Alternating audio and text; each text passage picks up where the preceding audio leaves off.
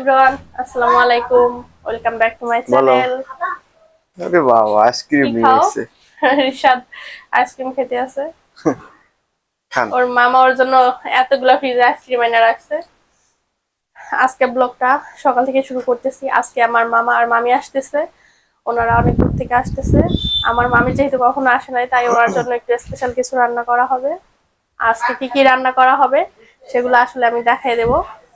আজকে রিশাদের পছন্দের খাবার রান্না করা হবে। রিশাদ, হ্যাঁ, সারপ্রাইজ বলবো না। জি না, তুমি আইসক্রিম খাও, আমাকে একটু দেবো না? হুম, বাহ, মজা। রিশাদের থেকে সবকিছু আমি তো শেয়ার করি। ও তো দিতে চায় না, জোর করে খাই আমি। তুমি তো গরুর গোশত খাও না, খাও। হুম। না, আজকে গরুর গোশত না, আজকে অনেক কিছু খাবো আমরা। আমার শ্বশুর বাড়িও যেহেতু মেহেন্দিগঞ্জ, আমার নানা বাড়িও কিন্তু মেহেন্দিগঞ্জ। ওনারা ওই জায়গা থেকে আসতেছে। আমাদের দৌলতখান থেকে লঞ্চ ছিল, কিন্তু আজকে লঞ্চটা আপাতত বন্ধ, কেন জানি না আমি। তোমার জ্বরের কি অবস্থা? আমার তো জ্বর এখনো পুরোপুরি ভালো হয় নাই। কালকে থেকে তো ওষুধ খাইতে আসি, ওষুধে তো এই জ্বর নামে আবার ওঠে, আবার নামে আবার ওঠে। এখন আমার জ্বর সাইডে দিছে, যে ঘামাইছে প্রচুর পরিমাণে, এর জন্য একটু হাঁটাহাঁটি করতে আসি। আবার যখন উঠবে তখন আবার চিৎপটাং। আজকে রোস্ট রান্না করা হবে, এর জন্য এই যে মুরগির গোশত আনা হয়েছে, মুরগি আনা হয়েছে আর কি, আস্ত মুরগি। রোস্টের জন্য বড় বড় পিস করা হয়েছে, এখানে অনেক বড় একটা মুরগি, আস্ত মুরগি আমরা আজকে রোস্ট করবো একটা। আর এগুলা হচ্ছে পোলাওয়ের চাল, এগুলো হচ্ছে পোলাওয়ের চাল। পোকইছে। হ্যাঁ, এগুলো পোকা হয়ে গেছে। এগুলো হচ্ছে আমার শাশুড়ি মায়ের হাতের, মানে নিজেদের চাল। এগুলার ভিতর পোকা হয়েছে, কারণ এখানে ছিলাম না আমরা 2 মাসের মতো, কেউ ছিল না, এর জন্য এগুলা আবদ্ধ অবস্থায় থাকার কারণে পোকা হয়ে গেছে। এখন আজকে রোস্ট করব, পোলাও করব এই চাল দিয়ে। আর হচ্ছে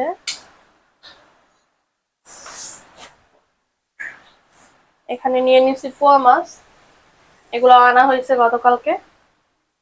নিজের মাছগুলা সাইজ মোটামুটি ভালোই, যে পোয়া মাছ। আরো শাক ভাজি করা হয়েছে, ডাল রান্না করা হয়েছে, ভাত রান্না হয়ে গেছে। আর দেখি কি করতে পারি, সাথেই থাকেন, দেখতে থাকেন। এই যে আমাদের মাছ ভাজা কমপ্লিট। পোয়া মাছ, পোয়া মাছের এটা একটা খেসালত। এই যে মাছ সব মানে ভাঙা যেতে চায় ভাতার সাথে সাথে। এই যে মাছগুলো কিন্তু অনেক বড় ছিল, সবগুলো মাছই যে কেমন কেমন হয়ে গেছে। আজ তো থাকার মানে উপায় নাই। এখন মাছটা ভুনা করব, পেঁয়াজ কুচি দিয়ে দিলাম।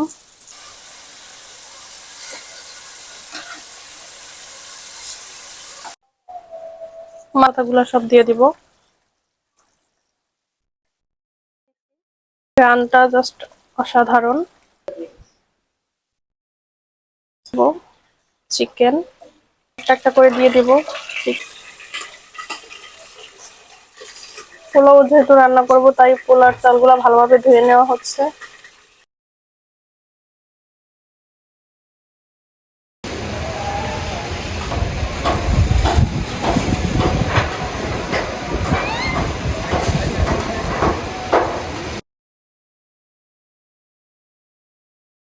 আমাদের পোলাও লাল হয়ে যাবে, এখন চালটা দিয়ে দিব।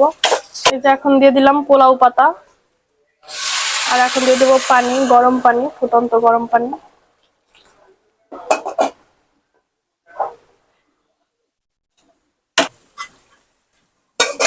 এখন রোস্টের ভাজার পর যে তেলটা ছিল, ওই তেলটা দিয়ে দিব।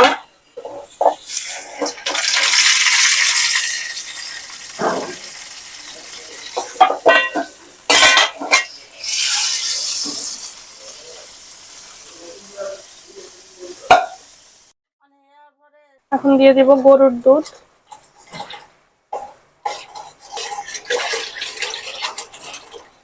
এখন আমি এই যে গরুর দুধ দেওয়া হয়েছে, এর ভিতরে দিয়ে দেব একটু গুঁড়ো দুধ। গুঁড়ো দুধ না দিলে আসলে আমার কাছে মনে হয় যেন ঝোলটা ঘন হয় না। দিয়ে দিলাম গুঁড়ো দুধ, ভালোভাবে মিশিয়ে নিব। রেডিমেড মশলা, ওই যে রোস্টের মশলাটা দিয়ে দিচ্ছি। হ্যাঁ, এই যে গোশগুলা, এই গোশগুলা ভেজে রাখছি, এখন এগুলো দিয়ে দিব।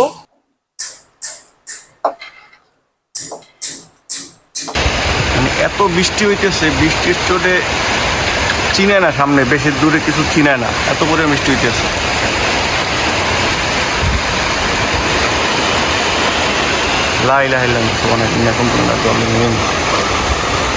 গাছের দিকে তাকালে বোঝা যাচ্ছে কি পরিমাণ ঝড় হইতেছে।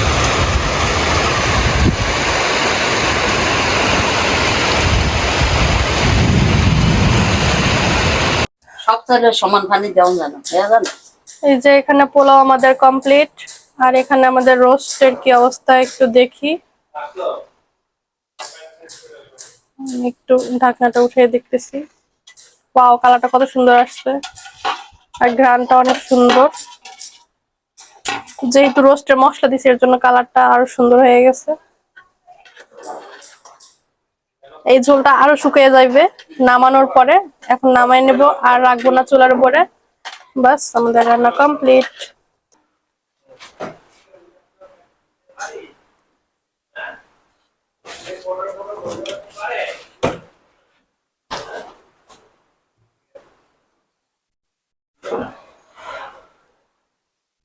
এই যে মেহমানের জন্য সবকিছু গুছানো হয়ে গেছে।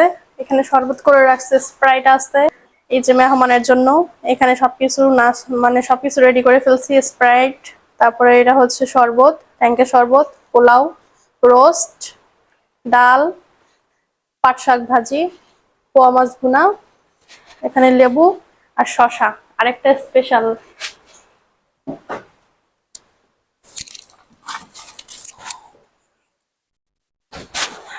দই।